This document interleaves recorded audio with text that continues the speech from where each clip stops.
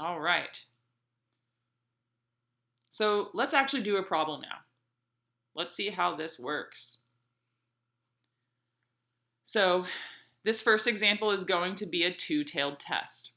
And we're going to do one of each so you have experience, you know, doing each type of problem that you will see.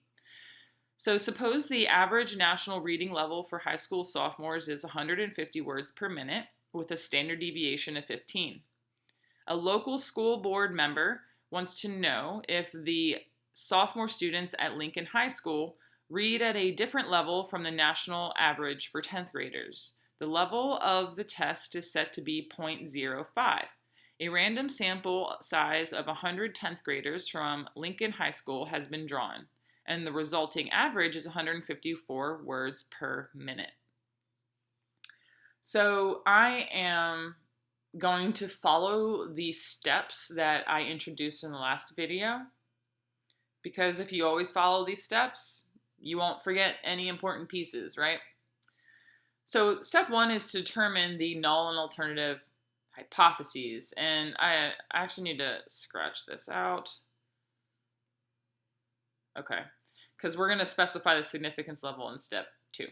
So anyway, null and alternative hypotheses. So once again, the null is what we believe to be true. This is what we are assuming to be true. And I have it all written out. This whole problem is going to be written out for you. But, if we read again, suppose the national average reading level average national reading level for high school sophomores is 150 words per minute. So that's what we're assuming to be true. So we let mu equal 150. And then we got to figure out, well, I already told you it's two-tailed, but let's see how we know. How do we know it's two-tailed? So a local school board member wants to know if sophomore students at Lincoln High School read at a different level, or a level different from the national average. So the wording that they're just saying different from. They're not saying greater than, less than, underperforming, overperforming. So just different from means it's going to be two-tailed, and we're going to use the not equal sign in the alternative hypothesis. Let me erase that so we can see that clearly.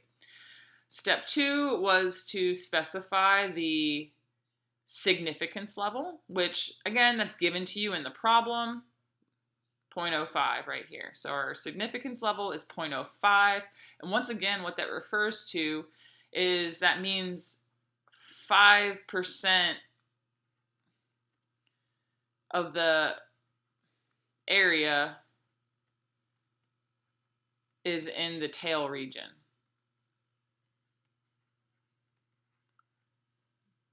And the other 95% will be, the middle pieces, or like the part that it's not in the tail region. So let's keep on going. Step three, select the appropriate test statistic and compute. So quick note on this part here, when we get to the final exam, you will have to know when to use the z-test versus the t-test. So even though right now we're just focusing on z, and then next week we'll focus on just t, you still want to know how to determine which one to use. And again, for this problem, we know the population standard deviation, the data is quantitative, we have a large sample size, everything fits. So we are going to use the z. And then we're going to compute this test statistic. So here's the formula, and I took all the information from the problem statement. So once again, x bar, that's our sample mean. And, they give an information about a random sample size of 100 10th graders has been drawn, and the resulting average is 154 words per minute. So that's what I plug in for x bar, minus this mu sub 0. that's the value from our null hypothesis. This is what we think the population mean is. And that was 150. And then we divide by sigma, the population standard deviation, which is 15. That's also given in the problem right up here, standard deviation of 15. And then square root of the sample size. And there was a sample size of 100, so square root of 100. So calculate all that. I didn't write it here, but it looks like I wrote it down here. We get 2.67. And you can verify that by plugging it into Desmos or your calculator. Okay, so we know our test statistic. Now what? Next, let's figure out the critical values, and we're going to set up what we call a decision rule. The decision rule is a statement that tells under what circumstances to reject the null hypothesis. It's just a really clear and succinct way to, write out when we're going to reject the null. So with the critical values, we could use the z-tables by looking at the area and kind of working backwards to figure out the z that goes with that area. But since we have a bunch of these problems to do and we don't want to spend an hour on every problem, we're going to give you these critical values of z because they're going to be the same for each specific significance level. Now, one just quick note on this chart that I have here. You will notice I included information about the confidence interval. Mainly because, once we get to the final, you guys will have questions on confidence intervals and hypothesis testing, right? All together on the final. And I don't want to give you a million tables. So I'd rather give you one table where you can look at the confidence interval or the confidence level. I should say level. My bad. So we can look at the confidence level and figure out your z value, or alpha is our significance level.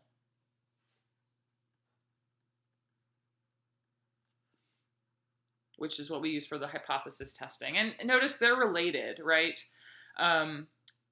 So if we have a confidence level of 8.8 or 80%, that means our significance level is 20%. It's 1 minus the 0.8, or 100% minus 80% is 20%, and it works for all of these. And then you'll see also I have the z-scores for both one-tailed and two-tailed. So we are dealing with a significance level of 0.05, I believe. So I'm just going to highlight this whole thing. So that means the area in our tails takes up about 5% of the area under the curve. And this is a two-tailed test, right? And again, we know that because we use, well, not only did I tell you, but because we use this symbol. If we have the not equals, that's two-tailed. And so our critical value is going to be 1.96. So I'm going to draw a picture, because pictures help. Still not doing so great on these curves. So these critical values refer to where we split this graph up. So, inside here in the blue, that's 95% of the area. And then I'll use red for the rejection regions. Together, the rejection regions are 5% of the area under the curve. And so this decision rule that we want to come up with, again, that just is a real clear way to write out how do we know when we're rejecting the null, right? And if you kind of have it written out nice and clearly, it's really easy to see. It's just more clear, essentially. So since this is a two-tailed test, there's two cases. We reject the null if our z value is less than or equal to negative 1.96, which means it's living over here. Or, because there's two tails, so there's two pieces, if z is greater than or equal to positive 1.96, which refers to the area over here. Now, if we have a one-tailed test, we don't have the or. We only have one piece to worry about. But two-tailed, we got two pieces. All right, so we found our critical value of 1.96. We set up our decision rule. We reject if any of these situations happen. Step 5, compare the test statistic to the critical value. If the test statistic is beyond the critical values, we reject the null. If the test statistic is within the critical values, we reject. Look at that. That is incorrect. We fail to reject. There we go. Fail to reject the null hypothesis in favor of the alternative hypothesis. So yeah, step 5, that should say fail to reject. All right, so our test statistic was 2.67. Well, is 2.7 less than negative 1.96? No, definitely not. That's negative. 2.67 cannot be less than that. But is it greater than 1.96? Booyah, it is. So that means, I don't know, it's living somewhere over here. My test statistic of 2.67 is somewhere over here in my rejection region. So what does that mean? We reject. So here's like a nice little picture to kind of help you out. If we reject, which is the case. Yeah, okay, sorry. I was reading while trying to explain, and sometimes I get lost in that. Do we reject H naught? Yes, there is significant evidence at the alpha level, or the significance level, that we reject H naught in favor of H sub A, the alternative hypothesis. So once we say that, yeah, we're going to reject the null in favor of the alternative. However, you still want to sometimes put it into the context of the problem, right? So one way to say this is there's significant evidence at the 0.05 level that 10th graders at Lincoln High do not read at the national average, which is what that alternative hypothesis was all about, right? They wanted to see if those students differed from the national average, and we found evidence to support that they do differ. So that is our conclusion. And we are done. That is a hypothesis test in 6 steps.